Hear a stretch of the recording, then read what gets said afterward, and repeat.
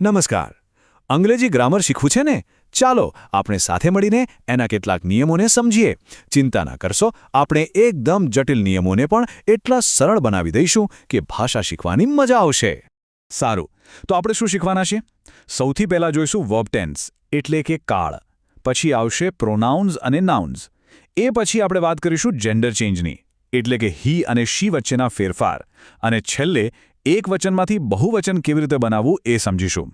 આ 4 મુખ્ય મુદ્દાઓ છે જે ગ્રામરનો પાયો એકદમ મજબૂત કરી દેશે. ચાલો, તો સૌથી પહેલાં વાત કરીએ વર્બ ટેન્સની, એટલે કે કાળની. સિમ્પલ છે. આનાથી આપણને ખબર પડે છે કે કોઈ કામ ક્યારે થયું, ભૂતકાળમાં, અત્યારે કે પછી ભવિષ્યમાં. આ બતાવવા માટે ક્રિયાપદ એટલે કે વર્બ કેવી રીતે બદલાય છે એ જ આપણે સમજવાનું છે. ઓકે, તો સિમ્પલ પ્રેઝન્ટ ટેન્સ એટલે કે સાદો વર્તમાનકાળ. આનો ઉપયોગ ક્યારે થાય? રોજની જે ક્રિયાઓ હોય, આપણી આદતો હોય એના માટે. હવે અહીં એક મજેદાર નિયમ છે. ક્રિયા કોણ કરે છે એના પરથી જ ક્રિયાપદનું રૂપ બદલાઈ જાય છે. યાદ રાખજો, અહીં V1 એટલે ક્રિયાપદનું મૂળ રૂપ, જેમ કે પ્લે અથવા ગો. જો આ ટેબલ પરથી એકદમ સ્પષ્ટ થઈ જશે. અહીં 2 અલગ પેટર્ન છે. જો વાક્યનો કર્તા આઈ, વી, યુ કે ધે હોય તો ક્રિયાપદનું મૂળ રૂપ જ આવે, જેમ કે દે પ્લે બેડમિન્ટન એવરી ડે. પણ જો કર્તા હી, શી કે ઇટ હોય તો જુઓ શું થાય છે. ક્રિયાપદની પાછળ એસ અથવા ઈએસ લાગે છે, જેમ કે he reads a book every day. ચાલો હવે ભૂતકાળ તરફ જઈએ, એટલે કે સિમ્પલ પાસ્ટ ટેન્સ. અને સારા સમાચાર એ છે કે આ વર્તમાનકાળ કરતાં ઘણું સહેલું છે. કેમ? કારણ કે અહીં બધા જ કર્તા માટે નિયમ સરખો જ છે. બસ ક્રિયાપદનું ભૂતકાળનું રૂપ, જેને આપણે V2 કહીએ છીએ, એ વાપરવાનું. આ ઉદાહરણો પર એક નજર નાખો. આઈ વેન્ટ, સમીર બોટ, અદિતિ એટ.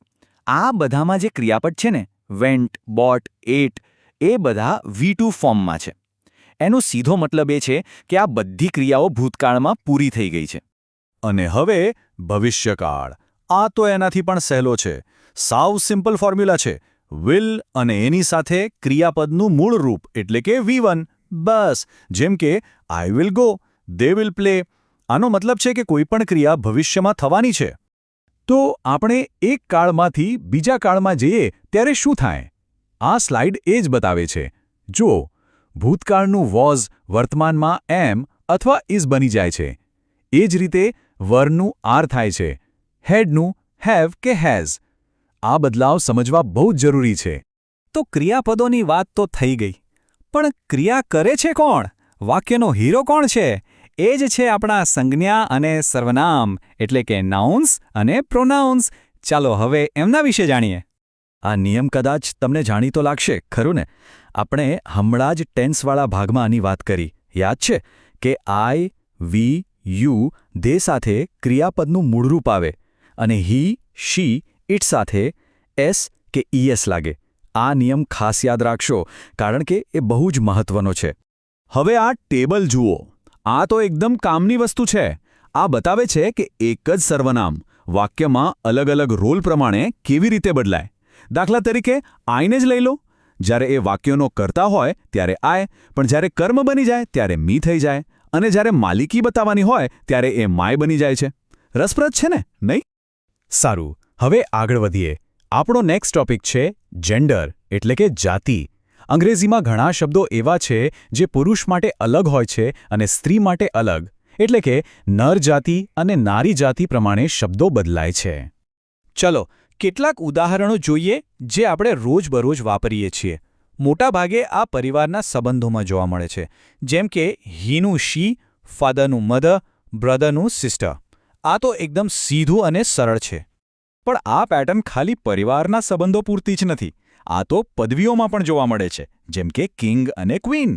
વ્યવસાયમાં પણ એક્ટર અને એક્ટ્રેસ. અને હા, પ્રાણીઓમાં પણ લાયનનું લાયનેસ, ટાઈગરનું ટાઈગ્રેસ. એટલે આ નિયમ ઘણી જગ્યાએ લાગુ પડે છે.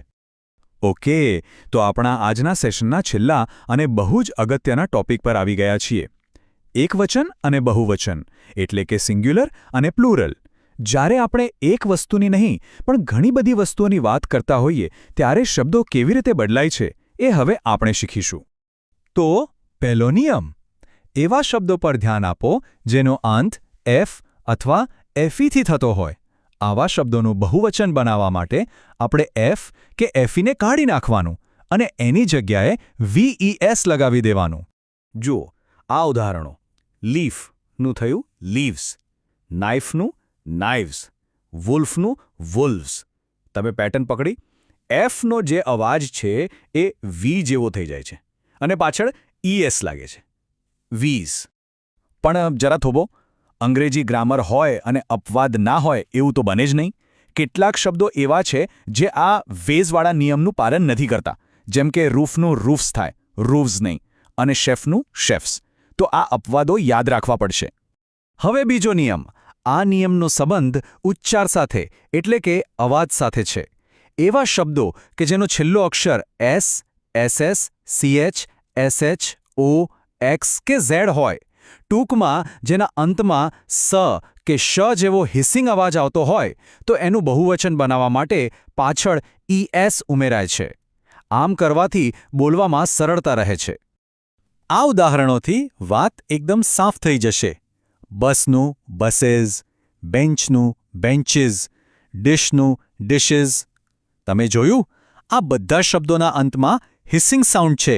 એટલે જ આપણે ફક્ત એસ નથી લગાવતા, પણ ઈએસ લગાવીએ છીએ, જેથી બसेस, બેન્ચીઝ એમ બોલી શકાય. વાયથી પૂરા થતા શબ્દો માટે બે અલગ નિયમ છે. બધું એના પર નિર્ભર કરે છે કે વાયની બરાબર પહેલા કયો અક્ષર છે.